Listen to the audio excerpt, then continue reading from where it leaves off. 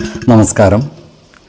വേദാംഗ ജ്യോതിഷത്തിലെ അമൂല്യമായ അറിവുകളും ആധ്യാത്മിക ജ്ഞാന ഉപദേശങ്ങളും പകർന്നു തരുന്ന പ്രശാന്തം ആസ്ട്രോ ചാനലിലേക്ക് ഏവർക്കും സ്വാഗതം.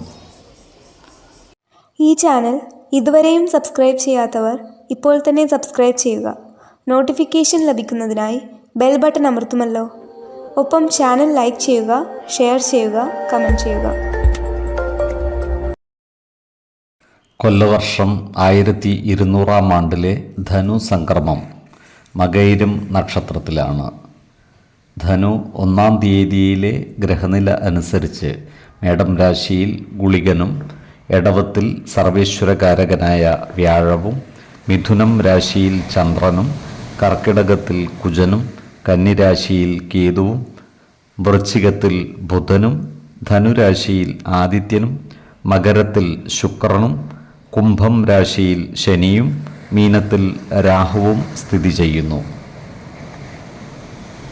പൂയം നക്ഷത്രത്തിൽ ജനിച്ചവർക്ക് ധനുമാസം ഗുണഫലങ്ങൾ കൂടിയിരിക്കും. ഈ നക്ഷത്രക്കാർക്ക് കർമ്മ മേഖലയിൽ കാര്യങ്ങൾ അനുകൂലമായിരിക്കും. സഹപ്രവർത്തകരുടെ സഹായ സഹകരണങ്ങൾ ലഭിക്കുന്നതാണ്. ഈ നക്ഷത്രക്കാർക്ക് സാമ്പത്തിക നേട്ടം കൈവരിക്കുവാൻ സാധിക്കുന്നതുമാണ്. പുതിയ സ്ഥാനമാനങ്ങളും ഇവരെ തേടിയെത്തുന്നതാണ്. അതുപോലെ ഏറ്റെടുക്കുന്ന പ്രവൃത്തികൾ വിജയകരമായി പൂർത്തീകരിക്കുവാൻ ഇവർക്ക് സാധിക്കുന്നതുമാണ്. എന്നാൽ കർമ്മ മേഖലയിൽ ശത്രുതാ മനോഭാവത്തോടെ പെരുമാറുന്നവരുടെ എതിർപ്പിനെ അതിജീവിക്കേണ്ടതായി വരുവാൻ ഇടയുണ്ട്. ഈ നക്ഷത്രക്കാർ ആത്മീയ പ്രവർത്തനങ്ങൾക്കായി സമയം വിനിയോഗിക്കുവാനിടയുണ്ട്. പുണ്യസ്ഥലങ്ങളും ദേവാലയങ്ങളും സന്ദർശിക്കുവാൻ ഇവർക്ക് അവസരം ഒത്തുവരുന്നതുമാണ്. ഈ നക്ഷത്രക്കാരായ വിദ്യാർത്ഥികൾക്കും മറ്റു പഠിതാക്കൾക്കും കാര്യങ്ങൾ അനുകൂലമാണ്. ഇവർക്ക് പഠന പുരോഗതിയും പരീക്ഷാ വിജയവും ഉണ്ടാകുന്നതുമാണ്. ഈ നക്ഷത്രക്കാർ സ്ത്രീജനങ്ങളുമായി ബന്ധപ്പെട്ട് പ്രവർത്തിക്കേണ്ടി വരുമ്പോൾ ജാഗ്രത പാലിക്കേണ്ടതാണ്. അനാവശ്യ വാക്കുതർക്കങ്ങളിൽ ഏർപ്പെടാതെ സൂക്ഷിക്കുകയും വേണം.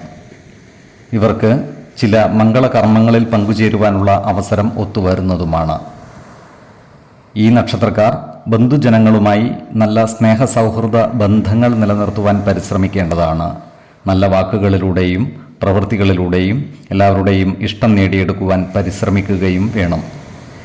ആരോഗ്യകാര്യങ്ങളിലും ഈ നക്ഷത്രക്കാർ ഒരു പ്രത്യേക ശ്രദ്ധ പുലർത്തുന്നത് ഗുണകരമായിരിക്കും. പ്രത്യേകിച്ചും ജീവിത ശൈലീ രോഗങ്ങൾക്ക് സ്ഥിരമായി മരുന്ന് കഴിക്കുന്നവർ കൃത്യമായ വൈദ്യ പരിശോധനകൾ നടത്തുന്നതും ഡോക്ടർമാരുടെ നിർദ്ദേശമനുസരിച്ചുള്ള മരുന്നുകൾ മുടങ്ങാതെ കഴിക്കുന്നതും ഗുണകരമായിരിക്കും. 8, 19, 25 തീയതികൾ അനുകൂലമാണ്. ഈ നക്ഷത്രക്കാർ ജനിച്ച സമയത്തെ അടിസ്ഥാനമാക്കിയുള്ള ജാതകത്തിലെ ലഗ്ന രാശിയുടെയും ലഗ്ന അധിപന്റെയും സ്ഥിതിയും ശുഭ പാപ ഭാവങ്ങളുടെ സ്ഥിതിയും ഓരോ രാശിയിലെയും ഗ്രഹങ്ങളുടെ സ്ഥിതിയും അനുസരിച്ച് ഇവരുടെ പൊതുഫലത്തിൽ ഏറ്റക്കുറച്ചിലുകൾ ഉണ്ടാകുവാനിടയുണ്ട്. കുടുംബ ദേവതകളെയും ഇഷ്ട ദേവതകളെയും ഉപാസിക്കുന്നത് ഇവർക്ക് ആയുരാരോഗ്യ സൗഖ്യമേകും. ഇഷ്ടദേവതാ മന്ത്രം 108 തവണ ദിനംതോറും ലിഖിത ജപം ചെയ്തു വരുന്നത് ഇവർക്ക് സർവ ഐശ്വര്യങ്ങളുമേകും. നല്ല വ്യക്തി സാധനകളോടെയും ഉപാസനകളോടെയും മുന്നേറിയാൽ സർവേശ്വരാനുഗ്രഹത്താൽ ഇവരുടെ സർവകാര്യങ്ങളും മംഗളകരമാകും. നന്ദി, നമസ്കാരം. ജ്യോതിഷരത്നം പ്രശാന്ത് കണ്ണോം.